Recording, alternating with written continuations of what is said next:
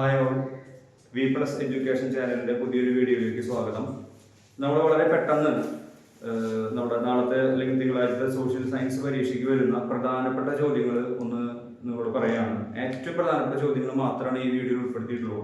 നമുക്കിനി 3 പരീക്ഷകളാണ് കഴിയാനുള്ളത്: സോഷ്യൽ സയൻസും കെമിസ്ട്രിയും ബയോളജിയും. സോഷ്യൽ സയൻസിൽ ഏറ്റവും പ്രധാനമായി ചോദിക്കുന്ന അല്ലെങ്കിൽ നിർബന്ധമായിട്ടും ചോദിക്കുന്ന വളരെ കുറച്ച് ചോദ്യങ്ങൾ വളരെ കുറച്ച് സമയം കൊണ്ട് നിങ്ങൾ പരിചയപ്പെടുത്താണ്. അപ്പോൾ ആദ്യമായിട്ട് പറയുകയാണെങ്കിൽ നമ്മുടെ ഹ്യൂമാനിറ്റീസ് എന്ന് പറയുന്ന ഹിസ്റ്ററി ഒന്നാമത്തെ ചാപ്റ്ററിൽ അതിൽ നമ്മൾ പ്രധാനമായിട്ടും ആളുകളുമായി ബന്ധപ്പെടുത്തിയിട്ടുള്ള പുസ്തകങ്ങൾ, ഉദാഹരണം പറയുകയാണെങ്കിൽ നമ്മുടെ ഹുയിസ ഫാദർ ഓഫ് ഹ്യൂമാനിസം, പെട്രാർക്ക്, അല്ലെങ്കിൽ നമ്മുടെ ടോളമി, അങ്ങനെ ഒരുപാട് നമ്മുടെ മൈക്കൽ ആഞ്ചലോ, അങ്ങനെ ഒരുപാട് ആൾക്കാരുണ്ട്, പോയിറ്റ്സ് ഉണ്ട്, അല്ലെങ്കിൽ ഒരുപാട് വ്യക്തികളുടെ പേരുണ്ട്. ആ വ്യക്തികളുടെ പേരും അവരുടെ കോൺട്രിബ്യൂഷൻസും അത് കമ്പയർ ചെയ്യാനൊരു ചോദ്യം പ്രതീക്ഷിക്കുന്നത്. അതുപോലെ തന്നെ ഹ്യൂമാനിസം എന്ന് പറയുന്ന ആ ടോപ്പിക്കിന് ഒരു ചെറിയൊരു ഡെഫിനേഷൻ ആ പാഠത്തിൽ നിന്ന് പഠിച്ചു വയ്ക്കാനുള്ള കാര്യങ്ങൾ ചെയ്യുക. അതുപോലെ കൗണ്ടർ റീഫോർമേഷൻ, അത് വളരെ ഇമ്പോർട്ടൻ്റ് ആണ്. ആ പാഠത്തിൽ കൗണ്ടർ റീഫോർമേഷൻ അത് പഠിക്കുക.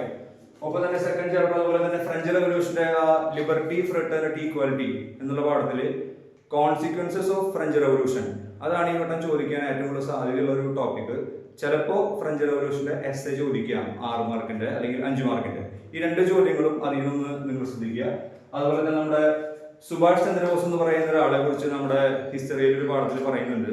അദ്ദേഹത്തിന്റെ കോൺട്രിബ്യൂഷൻസ്, നമ്മുടെ സ്വാതന്ത്ര്യ സമരവുമായി ബന്ധപ്പെടുത്തിയിട്ടുള്ള കാര്യങ്ങൾ, അദ്ദേഹം INA എന്നുള്ള ആർമി രൂപീകരിച്ചതും അതുപോലെയുള്ള അദ്ദേഹത്തിന്റെ പ്രവർത്തനങ്ങളും ഒരു ചെറിയ ടോപ്പിക്ക് ചോദിക്കും, ഒരു 3 മാർക്കിന്റെ. അതുപോലെ തന്നെ നമ്മുടെ നോൺ കോപ്പറേഷൻ, അതുപോലെ സിവിൽ ഡിസൊബീഡിയൻസ്, ക്വിറ്റ് ഇന്ത്യ.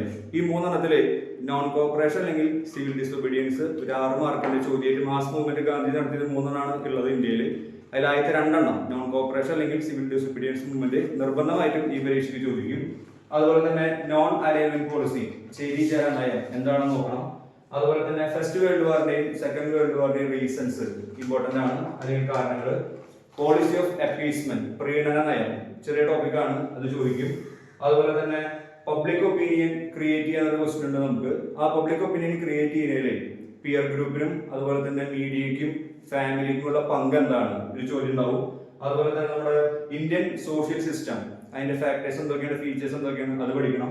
അതുപോലെ തന്നെ ഇന്ത്യൻ ഡെമോക്രസി നേരിടുന്ന ചലഞ്ചസ് അല്ലെങ്കിൽ അതിന്റെ വെല്ലുവിളികൾ എന്തെല്ലാം, അത് എപ്പോഴും ചോദിക്കുന്ന ചോദ്യമാണ്. അതുപോലെ തന്നെ ഇന്റഗ്രേഷൻ ഓഫ് പ്രിൻസ്ലി സ്റ്റേറ്റ്സ്, നമ്മൾ ഫേസ് ചെയ്ത പ്രധാനപ്പെട്ട പ്രശ്നങ്ങൾ ഒന്നാണ്, അതും ഹിസ്റ്ററിയിൽ നിന്ന് പഠിക്കാനുള്ള കാര്യങ്ങൾ നിർബന്ധമായിട്ടും ചെയ്യാം. ജിയോഗ്രഫിയുടെ പാഠത്തിലേക്ക് പോകുമ്പോൾ നമുക്കറിയാം ഒരു പ്രധാനപ്പെട്ട ചോദ്യം ഫോംസ് ഓഫ് കണ്ടൻസേഷൻ, ഖനികളുടെ വിവിധ രൂപങ്ങൾ, ഫോംസ് ഓഫ് കണ്ടൻസേഷൻ എന്താണെന്ന് പഠിക്കണം. അതുപോലെ തന്നെ ഇക്വറ്റോറിയൽ അല്ലെങ്കിൽ മെഡിറ്ററേനിയൻ ക്ലൈമാറ്റിക് റീജിയൻ, അതിനെ കുറിച്ചാണ് എസ്സേ ഞാൻ പ്രതീക്ഷിക്കുന്നത്. ഇക്വറ്റോറിയൽ ക്ലൈമാറ്റിക് റീജിയൻ അല്ലെങ്കിൽ മെഡിറ്ററേനിയൻ ക്ലൈമാറ്റിക് റീജിയൻ കമ്പയർ ചെയ്ത് എസ്സേ ചോദിക്കും. അതുപോലെ തന്നെ കൺസ്യൂമർ റൈറ്റ്സ് എന്താണെന്ന് പഠിക്കണം. അതുപോലെ ഫങ്ഷൻസ് ഓഫ് മണി, പണത്തിന്റെ ധർമ്മങ്ങൾ പഠിക്കണം. അതുപോലെ തന്നെ ഡിഫറെന്റ് ടൈപ്സ് ഓഫ് വെതറിംഗ്, എന്തൊക്കെയാണ് വെതറിംഗ്, ബയോളജിക്കൽ വെതറിംഗ് ഉണ്ട്, കെമിക്കൽ ഉണ്ട്, ഫിസിക്കൽ ഉണ്ട്, അത് പഠിക്കണം. അതുപോലെ തന്നെ നമ്മുടെ കേരള മോഡൽ ഡെവലപ്മെന്റ്, അല്ലെങ്കിൽ നമ്മുടെ കേരളത്തിന്റെ രൂപീകരണത്തിന് ശേഷം നമ്മുടെ കേരള മോഡൽ ഡെവലപ്മെന്റ് എങ്ങനെയാണ് ലോകരാജ്യങ്ങൾക്ക് മാതൃകയായത് എന്ന് ചോദിക്കാറുണ്ട്. ആ ചോദ്യം ചോദിക്കണം.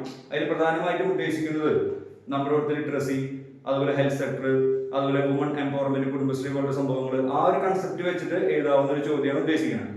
അതുപോലെ തന്നെ നോൺ കൺവെൻഷണൽ എനർജി സോഴ്സുകളെ കുറിച്ചിട്ട്, അതുപോലെ തന്നെ വോൾക്കാനോസിന് നമ്മുടെ മനുഷ്യർക്ക് എന്തെല്ലാം പ്രയോജനങ്ങളുണ്ട്, ഇത്തരം ചോദ്യങ്ങൾ നിർബന്ധമായിട്ടും ജിയോഗ്രഫിയിൽ പഠിക്കണം. ഒപ്പം തന്നെ മാപ്പ് റീഡിംഗ് ഉണ്ടാവും, അത് വേറൊരു വീഡിയോയിൽ നിങ്ങൾക്ക് പരിചയപ്പെടുത്തും. ഇത്രയും ചോദ്യങ്ങൾ നിർബന്ധമായിട്ട് പഠിക്കുക. ഒരു 35 മാർക്കിന്റെ ചോദ്യങ്ങൾ ഇതിൽ നിന്നാണ് ചോദിക്കുക. എല്ലാവർക്കും പരീക്ഷയ്ക്ക് all the best. Thank you.